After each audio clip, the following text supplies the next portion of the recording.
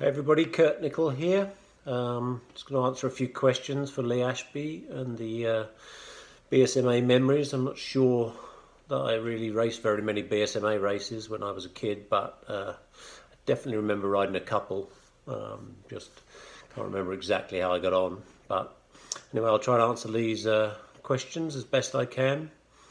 My favourite track when I was a schoolboy, I think, was probably Ellsworth, which I know is closed now. It was Ellsworth and Chippenham, as it was called then. I think it's called Wild Tracks. They were my most common tracks that I raced. Cambridge Schoolboy Scramble Club, and I think they were the ones I enjoyed the most. As a kid, I always idolised and looked up to Graham Noyce. He was the absolute hero then. I started racing in 1979, where the year that Graham was world champion, and so I wanted to be Graham Noyce, like I think all the kids my age did.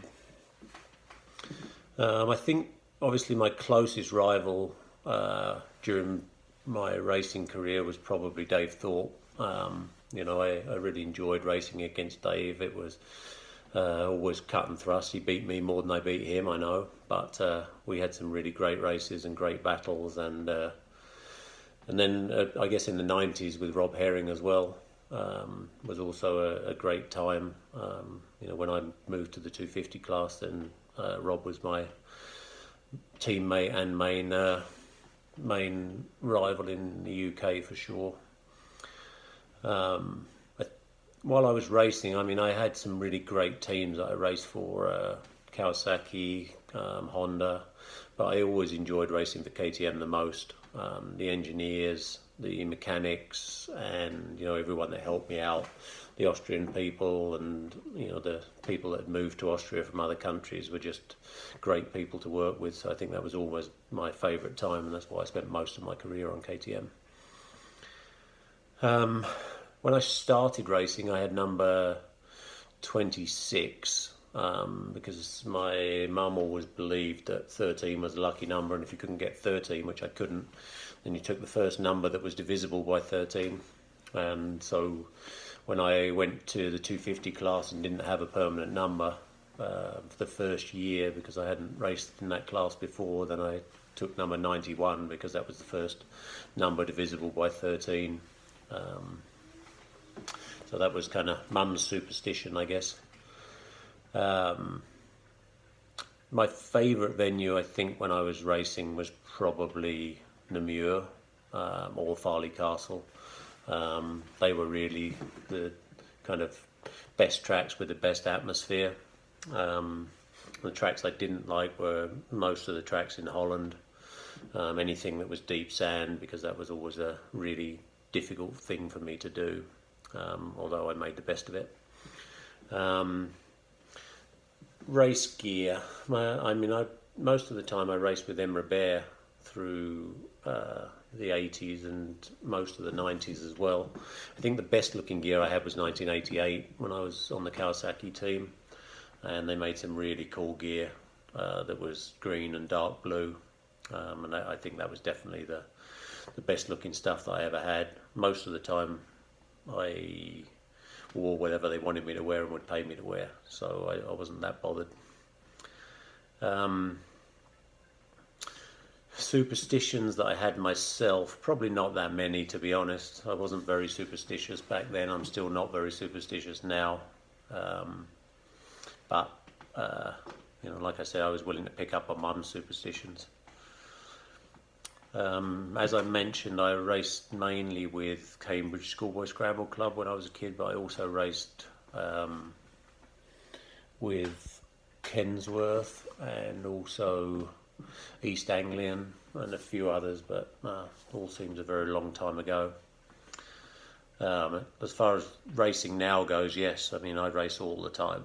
I'm 55 years old now and absolutely love racing still. I race as many weekends as I can. I ride 3 or 4 times a week and absolutely live for it still.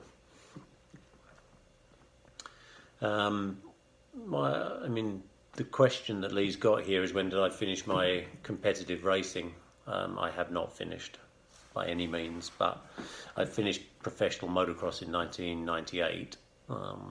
But I went from there, and after a couple of years, I started AMA Supermoto over here in the USA, and then I raced AMA Enduro Cross, and now I race a lot of vet motocross events, and I would say definitely isn't finished by a long shot. Other sports, I mean, I'm a massive sports fan, not as much playing sports, but I love watching sports, especially live sports. I'm a big football fan, Arsenal supporter, and watch as many of their games as I possibly can on television. And I also really enjoy, watching even American sports, provided they're live. I'll watch all sports. The most memorable race meeting that I ever had, without doubt, was the Motocross to Nations in 1994. It was just an incredible day. Myself, Rob Herring and Paul Malin, everybody rode great. Dave Thorpe was the team manager, and guys like Dennis Slaughter and people like that had been around the Motocross to Nations team for years and years without winning, and then finally to have that success was just really an amazing day. I didn't get very close to the other riders. I mean, I don't think I was very sociable when I was racing at all, and so I didn't really have any good friends when I was racing World Championship motocross. The people I keep in touch with the most now are maybe the people that I worked with when I was a team manager. I mean, guys like Jamie Dobb, we talk a lot, who I spent a lot of time with when he was world champion. And I still really like to catch up with some of the old riders, and whenever I see them. But I didn't really have any close friends when I was racing. Lee's asking me what I miss most about racing professional motocross, and that is absolutely everything. I mean, if I could have my time over again, there is no doubt that I would do it in a heartbeat. Everything I did, everything I've done, I've just really, really loved. I loved racing every week. I loved being a professional racer. So, I mean, I miss everything, and I'd do it all again if I could be 20 again, which I can't. I do have some regrets, obviously, from my racing career. I mean, they're small. There is water under the bridge, but I mean, obviously, I would have, if I could have some of the incidents that happened in 92 over again, like the start gate at Hawkstone, I'd soldier on and get a couple of points in that. That's definitely a regret. Possibly I could have got on a more competitive team once or twice in my career that would have helped me to try and get closer to win a world championship. But I didn't, and I had a great career, and I really enjoyed all of it. And so the regrets are, it's easy to look back and know what you could have done when you're 55 years old. I spent most of my racing career, was a real family affair with my dad. Came to most of the races, and my brother Aaron was my mechanic for years, and so we had a lot of fun together as a family back then.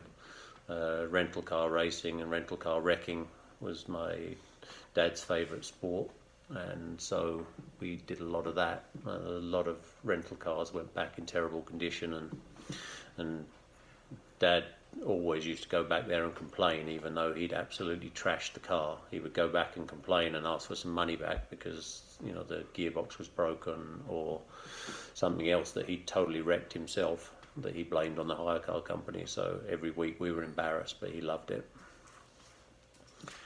I think my racing style, I was always very fit, and always strong at the end of the races, and I think I was well known for that and for being consistent, and I was always consistent. I didn't have very many bad weekends.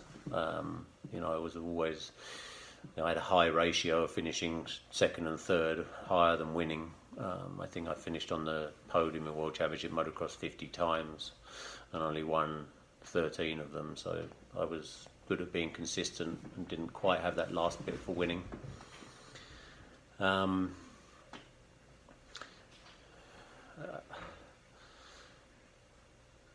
If I could race again in my full prime, I'd love to have a do-over on several things. Obviously, if I could get back now and go back to Namur and race that how I used to feel and get that atmosphere from those races again, it'd be absolutely amazing. But I'm not sure that that sort of track is ever going to come back again, and modern motocross tracks are definitely not as much fun as they used to be. There's a lot more of the same things in them. I guess from a run-ins perspective, if I had the maximum number of run-ins I had was always with Dave Thorpe. We were like magnets together in British Championships, and we both hated to get beaten by each other, so we had some really great times and some really down times when we were fighting as well, but in the end, it was just an intense rivalry, and David's a great person. I love catching up with him, even if it's once a year at Farley Castle. It's awesome to see him doing so well, and for the two of us to be able to reminisce about the old days. Advice for younger riders, you have to dedicate your life if you want to win at this sport, probably any sport, but definitely this sport. It's not something that you can do lots of things and have a nice life outside. Motocross is a great life, but you have to dedicate everything you've got to it, and I did, and I still dedicate most of my life to it now, and I really enjoy it. But that's something which I think all younger riders should know, is that if there's one point where they think they're not putting enough in, then they're definitely not putting enough in. So I have my motocross holiday company now over here in Southern California. It's called Champion MX. The website's championmx.com, and you can find Champion MX or Kurt Nicoll on Instagram and on Facebook. I've got quite a lot of Facebook friends, a couple of Facebook pages, and I love to read everybody's updates from England, and love to catch up with people, and I really enjoy it when people come over and come and see me in California and ride with me. So that's what I got. I'll give you a quick tour of my man cave that you can see here. There is my 2009 Supermoto winning bike from the US, and I have up there I have like my medals from FIM, 1 gold for the Motocross Donations and a lot of silvers. Over here I have my AMA plates from Supermoto and Endurocross. There's the shield on the wall there from the British Championship, and a few trophies from Glen Helen from the World Vets. Okay guys, thank you. Thanks Lee for asking the questions, and hope you all enjoyed it. Thanks, bye.